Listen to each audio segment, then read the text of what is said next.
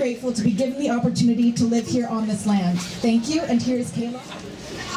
My name is Anna Douglas. I am one of the organizers who's jumped on board for this amazing protest that you guys are all here to see. Sorry, I'm going to yell. So we're going to get straight to our speakers. Our first is, give me a minute because she has a resume that is impressive to say the least, Miss Cheri DiNovo. Cheri DiNovo has been in social justice as an activist for over 41 years, back to, she mentioned, protesting the Vietnam War. And I'm so proud of you, and I have to tell you that you are standing with hundreds of thousands of people around the world that are saying absolutely no. No to Donald Trump. Can we hear that no? Can we hear it louder? Let's get one thing perfectly clear. This was not a democratic election. This was not the popular vote of the American people. This was not a democracy in action. Millions of people were disenfranchised because they were people of color, because they were poor. Millions of people didn't get to vote. And it takes millions and millions of dollars to be president of the United States. This was not a democratic election. So let's be very clear. But the result of it was we have, and let's name it, folks, we have a fascist in the White House. And the other thing that we learned from this election is that neoliberalism, that the workings of the Democratic Party was no match for fascism. What we know and we should know is that only democratic socialism is a match for fascism. And we need to demand of our political leaders that they stand up and have a backbone. We don't want them. We do not want them to play footsie with the likes of Donald Trump. We don't want to hear about trade in the economy. We want to hear about human rights. We want to hear that we stand with those who are the victims of racism. We want to hear our leaders stand up for those who are Muslim. We are all Muslim now. We want to hear from our political leaders that they stand with those who are LGBTQ2S as well. We want to hear that. We want to hear our political leaders stand with women. That's what we want. And we want to hear our political leaders speak about climate change and not deny it. That's what we need. And unless we get too full of ourselves, let's face it, folks, we have a lot of thinking to do about our own actions here in Canada. We need to talk about Indigenous rights and uphold the UN power for Indigenous rights. We need clean water for everyone, and we don't need Nestle's taking it. We need to talk about treaty resolutions with our First Nations. And by the way, we need to leave the oil in the soil. And that means saying no to Keystone XL. It means saying no to Kinder Morgan. It means saying no to Line 9. Our planet is at risk, and more so now than ever. So let's stand with our planet, and let's stand with our First Nations to defend that planet.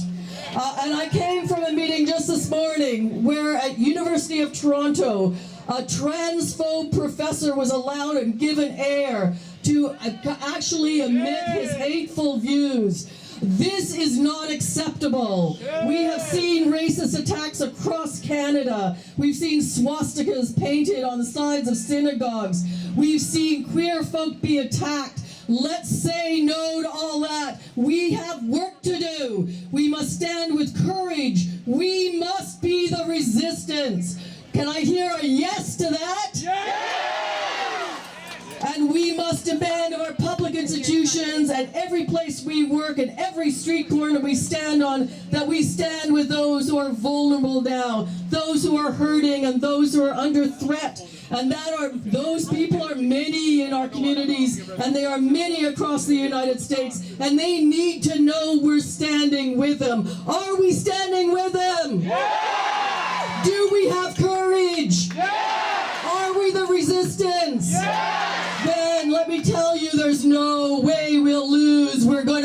this one, folks. We are going to see justice, and it's because of you. Thank you.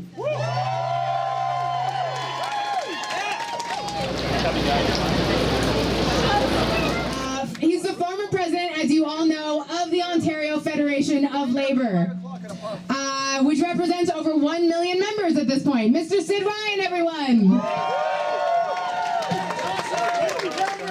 So I want to say thank you to everybody who came out here on this rainy day so as we can listen to some speeches, but also try to put into perspective just precisely what has happened in the United States and the impact it can have on us here in Canada.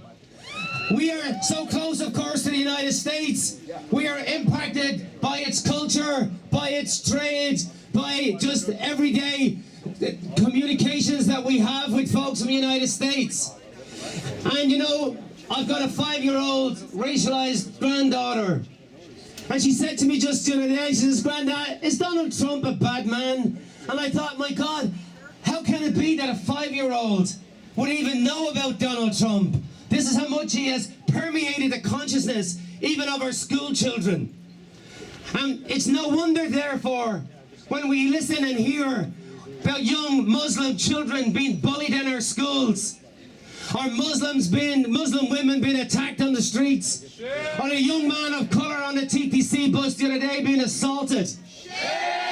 Is it any wonder that this vermin has crawled out from underneath their rocks because they believe that they have now a license to be able to spew their venom towards the people of this country, the most multicultural city in the world. 180 countries are represented here in this city. 52% of the population are people of colour. And yes, of course we should be concerned. You know, when Donald Trump was speaking to Nigel Farage, that races from the United States or from the United Kingdom. But it's not just him. There's Marine Le Pen in France, who's also got the same agenda. Geert Wilders in the Netherlands. Now we've got Donald Trump, but listen, can it happen in Canada? By God, yes it can. Because there's a woman named Kelly Leitch, who's also espousing the same kind of venom. And that's why this meeting here today is so important. It is so important that we send a signal to these politicians that if you think you can ride in the coattails of Donald Trump with this garbage and you put it before the public, that we will absolutely fight it every step of the way, my friends. And we know it can be fought, because had Bernie Sanders been on the ticket, I sincerely believe he would have defeated Donald Trump. And there is some hope, because we got Jeremy Corbyn in the United Kingdom, who's also basically saying the same thing. So it is so nice to hear today, and to hear it on the political agenda, that socialism is back, my friends. That people are saying that yes, we need to have a social democratic society. And that's the kind of politicians we need to see to stand up. That's going to protect workers' rights. That's going to protect human rights. That's going to protect their trade in such a way that it is fair trade, not free trade, that's putting people out of work. So yes, my friends, thank you very much for coming out here today. Thank you for standing with the Muslim community, with Black Lives Matter, with women, with the indigenous communities. That's what this is all about, my friends. Let's form a coalition, and let's make certain that we elect politicians that represent the interests of the working class. Thank you very much, my friends. Thank you, Sid. That was amazing.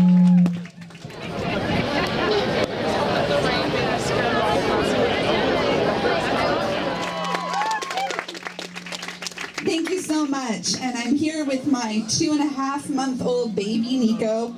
And he is a big motivation for why I'm here in the rain and the cold, because I want him to grow into a world that does not tolerate hate, that does not tolerate racism and misogyny. He will be raised as a feminist. He will respect women.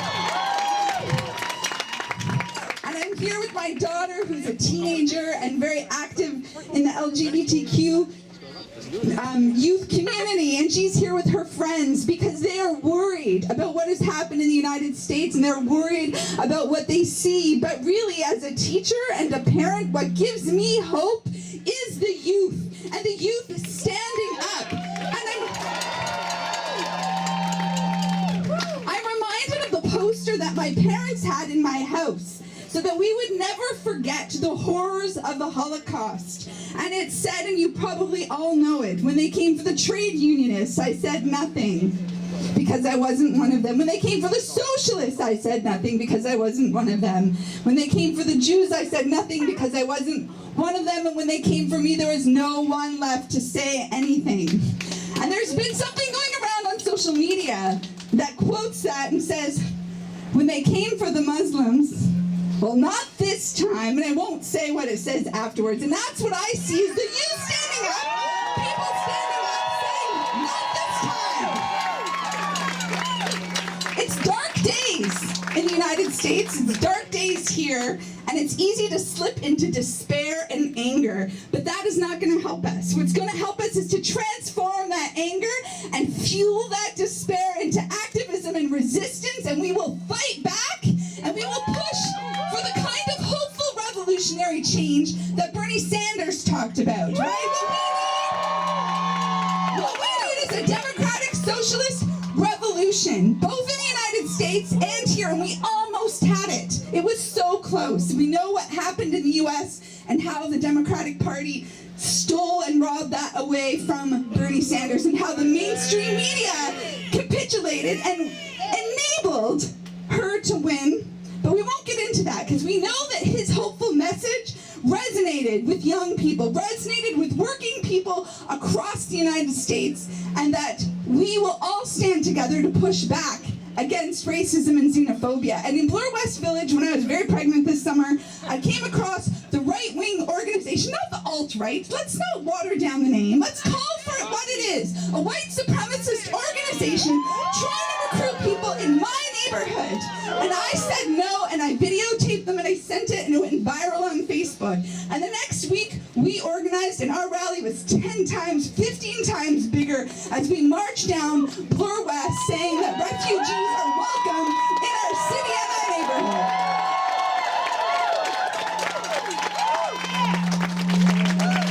Now, John Oliver said it best. 2016 sucks. This is not a good year. And many people have died this year, including a California senator named Tom Hayden. And Tom Hayden was a hero of mine, and he was a speaker outside of the jail during the World Trade Organization protests in Seattle in 1999, and I know that's a long time ago. But I just want to end with a quote of what he said, because to me it's inspiring, and I see us out here in the rain, and we're not accepting what has happened, we're pushing back. So here are the words of Tom Hayden.